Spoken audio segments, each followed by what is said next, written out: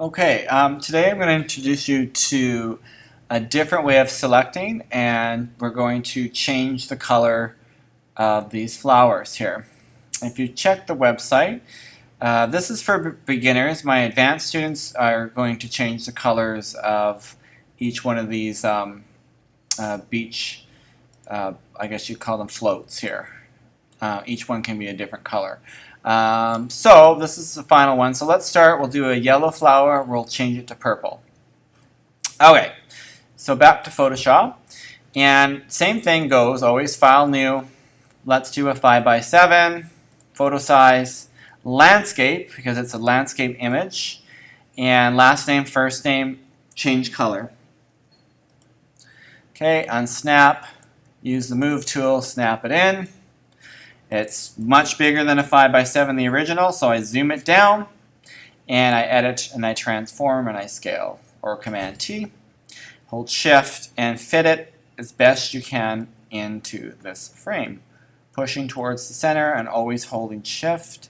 That's about as small as I can go. You're going to have some natural cropping on the outside, so you can decide how much you want to see on either side. That's fine. I'm going to zoom back in. So let's do this big yellow flower. I won't do the whole thing, but I think you'll get the idea. So I'm going to use the mask here. All right? Push on it. It kind of goes a dark color like that. And if you double click, you can choose the color of the mask. Now the mask is not going to be the actual color of the flower when you're done. So I'm going to leave mine at turquoise, I think. Some sort of turquoisey color I think was fine. Let's go down a bit more. That's fine. There we go. 50% is fine, so push it in again. Black on white, make sure it's like that. You can always reset that by pushing this little baby one right here. And you're going to use the paintbrush. And my flow is at 100%. So you're going to just color over the flower. You could use the lasso for this assignment if you really wanted to.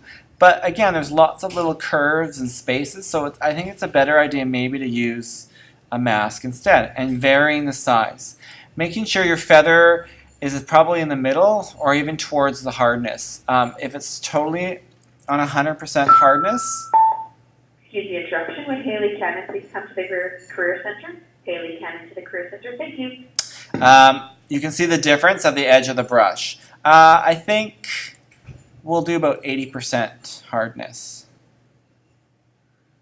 And then that'll give you a nice... So you have to follow the edges of the brush. So again, this is just a way to select. Okay, so the middle areas you can do quite quickly. It's the edges that take the time. So I can get a nice big brush and kind of go in here and do that. And the nice thing about the mask is that you can use the eraser if you do too much, and you can clean it up a little bit as you go. So I'll do a little bit more, and then I'll show you what the next step is. So let's make my brush a bit smaller. So we're going to make the yellow flower. What did I say on the website? We'll make the yellow flowers purple at the end. Okay? So mask, mask, mask. So this is a nice tool to use, because in Photoshop we may want to match two photos together, or we may want to change the color of something to match something else, or we may just want to change the color of something just because we didn't like the color of it in the original picture. So I'll do a little more. I'll fix this up. You're going to do the whole flower, like do it all in one chunk, right? All the yellow flower. Again, it's the edges that are difficult. Now, the nice thing about the mask is when you exit, it turns into a selection. That's the whole point of this. You can go back as many times and make alterations and then leave. Now, if I hit edit copy and edit paste right now, I think the wrong stuff will be copied. Edit paste. Yeah, everything but what I wanted was copied. So let's go back a step. Okay, what you need to do now is you need to inverse or reverse the selection.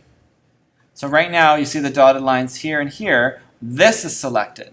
We inverse, and now this is selected. Edit copy, edit paste. At this point you could make an adjustment to your selection, and you could refine the edge if you needed to. So you could actually add a more feather at this point if you felt the need to do so. You can smooth out the edge. Whatever. There's all of these nice things. All right, so edit copy. Edit paste. I now have another piece of that flower there. Again, for demonstration purposes, this takes too long for me to do it all at one go here. But just to show you, you want to do it all one flower and one selection. All right? So now I'm going to go under Image, Adjustments, and I can change the color with Hue and Saturation or Color Balance. Let's try Color Balance first. I want it to be more purple, so I'm going to add some blue, and I'm going to add some pink. No, that didn't work. I think we probably are going to use, well, we'll try all three. Add blue. Add blue. I don't think it's going to get the effect that I want, so I'm going to cancel that. I think we're going to go Image, Adjustments, Hue and Saturation. Okay, and then we're going to go and swing this around until I get a purple color. That's more, probably at this end.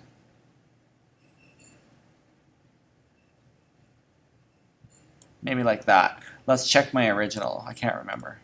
Yeah, I mean, that one's a little different, but it just depends on what you're doing. You can also play around with the saturation. You can turn it down a bit. There, that's how you get more purple. Just pull some of the color back out there. So you can slide around, and you can mess. I wouldn't touch the lightness probably. I would just leave that alone. So 0.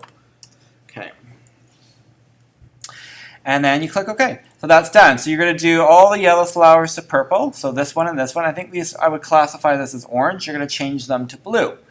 And then the last thing you're going to do is you're going to change, same way, you're going to mask each time. You're going to change the background to be all black and white.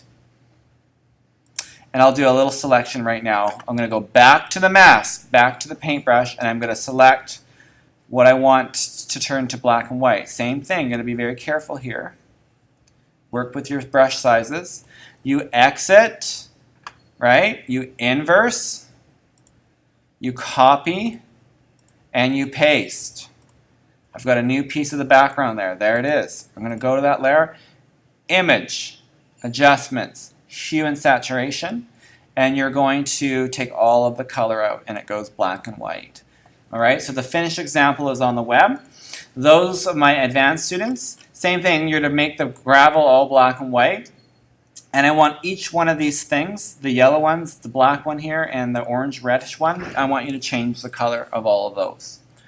All right, thanks for watching.